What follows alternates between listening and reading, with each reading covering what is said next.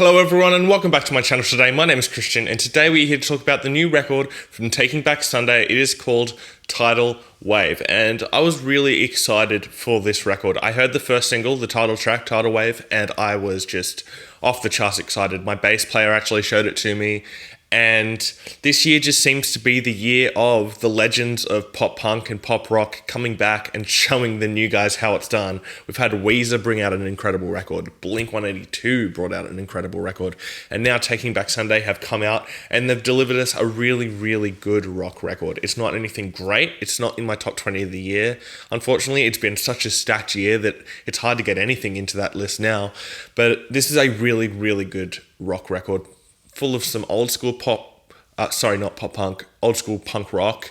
And then you shouldn't go into this record expecting every song to be like Tidal Wave. There is a lot of experimentation going on throughout this record and a lot of different sonics and tones going on throughout this record that are a lot different from that title track. And this record does start out very fast-paced and very punky, but as I said, there's much more to this record than that. Let's get into some of the tracks now. Death Wolf opens up the record so well. It does it absolutely perfectly. Has this really eerie, interesting introduction and then goes into this big, fast punk song that reminds me of early punk rock, and it's got a massive chorus in it that on first listen didn't really click with me, and then on the second listen just hit me exactly how it should and sounded great. And then we go into Tidal Wave, which is the best song on the record by a long way. It is a 5 out of 5 song. It's a competitor for Song of the Year in my opinion, and it's just got such great Ramones vibes to it. Massive chorus. The backing vocals just enhance this song incredibly. And it's just a great song.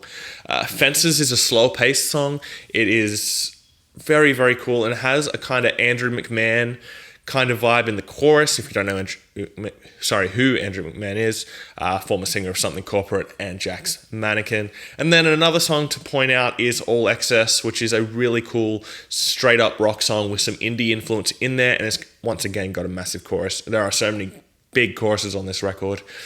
Whenever I describe a song on this record, it's always going to be described with a massive chorus, and so that's something that's really consistent throughout this record. I really love the tone of this record as well. It goes through a lot of different emotions throughout the record. There's some slow-paced songs that are really emotional. There's one that I'm not a massive fan of, but for the most part, really, really good. Holy Water is one of the weaker songs to get into some of the negatives. It's not bad, it's just not great. And the standard for some of the songs on this record is at such a high level that a song like that doesn't really fit in with the rest of the record.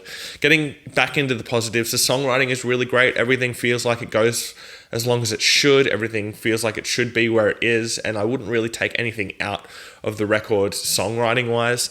Instrumentally, everything sounds inspired and energetic. Everybody feels like they really want to be there and are playing to the best of their ability.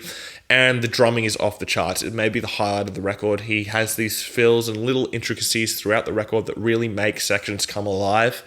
And he just does an incredible job throughout this record. And as well as that, the vocal performance is really good for the most part. There are sections here and there where I'm not really a massive fan of it, but I really like the lack of production on the vocals. It really sounds like they're very raw vocals. You can hear the little intricacies throughout his voice throughout this record. Even some little mistakes here and there that really make the record feel real.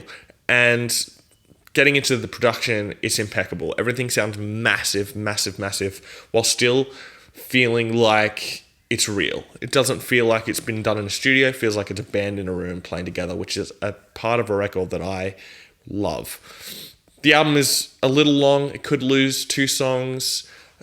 Holy Water could be one of those. I'm not sure. There's another song on there that I'm not a massive fan of, but it's just a little bit long. Maybe if they'd cut 2 songs, it just would have gone a bit smoother and everything would have felt a bit more needed. There's a couple of songs in there that just kind of feel like they're there just to be there, and then they're a bit of filler.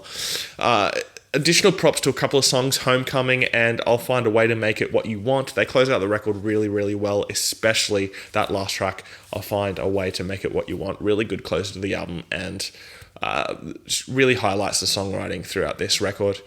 And yeah, that's really all I have to say about the record. It's a really good punk rock record while still having a lot of indie influence in there and not just being a straight up punk record. There's lots of experimentation within the songwriting that really works for the most part, and it's a really good record. My top 3 tracks are going to be Death Wolf, Tidal Wave, and All Excess. I'm going to give the record a 3.75 out of 5. Definitely go and check it out this week. It's a really good record. Probably the record of the week so far that I've listened to. I've still got to listen to the new Touche Amore record, which I've heard is a contender for album of the year. So for now, this is the album of the week for sure, and definitely go and check it out. Thanks for watching my video today. Please hit subscribe down below, and I'll see you next time. Fresh Guidance.